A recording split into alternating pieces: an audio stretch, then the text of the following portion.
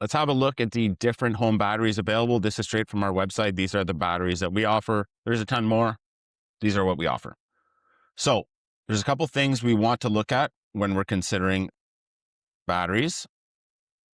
First thing is kilowatt hour. I'm going to try to make this look good. Kilowatt hour. That's the total storage capacity that the battery has. Second is kilowatt output.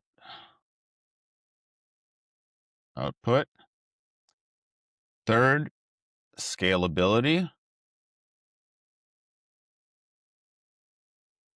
Fourth, warranty. And then fifth, bonus. It's a secret. I'll tell you guys when we get there. Okay, so the first one, kilowatt hour. What is it? What does it mean? What does it mean for you? As you can tell here, these are all listed by kilowatt hour per unit. Great. Some are smaller, some are bigger. What does it mean? Well, kilowatt hour is the total amount of storage capacity a battery holds. So if the grid is down, we want to make sure that the kilowatt hours that we have stored in the battery is going to cover our butts for however long the outage is. So kilowatt hour is power over time. So if we're using 1 kilowatt at a given time for 1 hour, that's 1 kilowatt hour. Now we're going to be able to pull this with your hydro hourly usage summary. That will tell us how many kilowatt hours in a day you're using. Typically what that looks like, just for fun here, 30 kilowatt hours in a day. Less what we're producing with the solar. Let's say it's 20 kilowatt hours. Well, we got 10 kilowatt hours here shy, and we're going to use a battery sized for that to make sure that you got power regardless if the grid is up or down. Kilowatt output, that's instantaneous power. That's the max amount of energy that the battery can output at a given point in time. Instantaneous. Why does this matter? Well, let's delete this. Big appliances, something like an AC unit, they have what's called surge current, surge startup, whatever you want to call it. When they start up, they peak really high, might be 10 kilowatts, and then they come back down and they stabilize, and then they're running at 1 kilowatt. But we need the amount of power to be output by the battery instantaneously to start that unit up.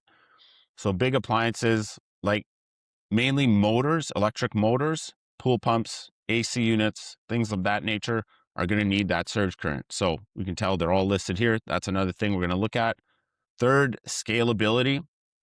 So some of these, you can tell there's little dividers here. That's because they're all individual little batteries that stack on top of each other. So depending what your goal is with this, maybe you want to start with only 10 kilowatt hours just to get a feel for it. See if you like it, if you need more, not sure, or maybe it's more of a price thing. You want 30 kilowatt hours, but it's a big sticker shock up front. So you're going to start with 10. And then maybe in a couple of years, maybe you add a 5. And then maybe you add another 10. And, it's kind of small size, bite-sized chunks that you can take on. Maybe your loads change over time, your requirements change over time. You add a pool, you add a heat pump, whatever it might be, and then you can kind of scale up. And it's not crazy expensive because these smaller 5 kilowatt hour increments are going to be more cost effective than something like this, which is a 15 kilowatt hour unit. That might run you 13 grand to add any type of storage. Even if you only need 5 kilowatt hours extra, well, you got to buy the whole 15 kilowatt hour unit. Fourth is going to be warranty.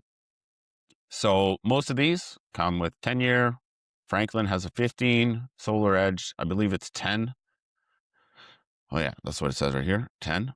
GrowWatt 10, Sig Energy 10, and Enphase 15. So when you're making an investment like this, large investment into your house, I would look at warranty, what the lifespan of the battery is. Powerwall, it's after 10 years, you're getting 70% of the capacity. Franklin, I think the way they word it is basically 60 megawatt hours of throughput on the battery or 15 years, which if you're cycling it every day, it's way longer than 15 years. So that's another thing to look at. And then finally, bonus section here is if you hate Tesla, well, don't look at it. Just cross it out. You don't got to look at it.